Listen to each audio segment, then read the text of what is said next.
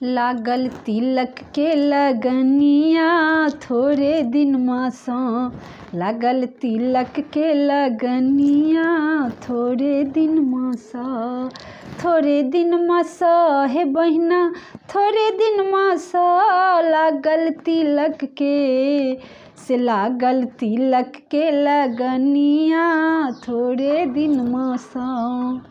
School college पढ़ते पढ़ते लड़का गयो बिकाए, स्कूल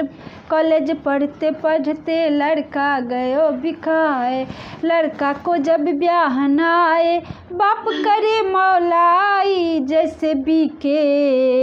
हो जैसे बीके बैल बकरिया थोड़े दिन मासे, जैसे बीके बैल बकरिया थोड़े दिन मासा, लागल तिलक के लगनिया थोड़े दिन मासा। तिलक के अंदर लोक कलंदर संपत्ति गयो बिकाय, तिलक के अंदर लोक कलंदर संपत्ति गयो बिकाय, लड़की सुंदर लड़का बंदर दोनों में हो गए लड़ाई, कि लड़का रोबेला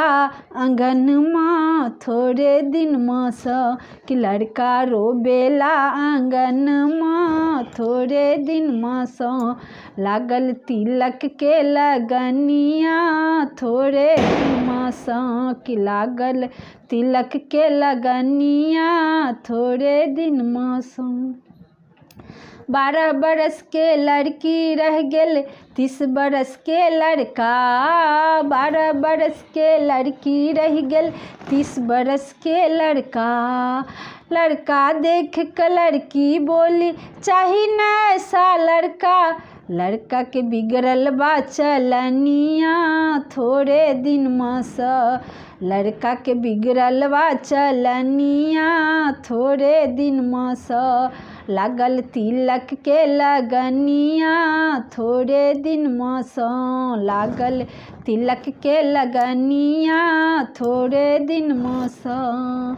थोड़े दिन मासा सखी है थोड़े दिन मासा, थोड़े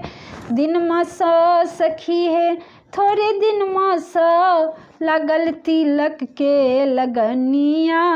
थोड़े दिन मासा,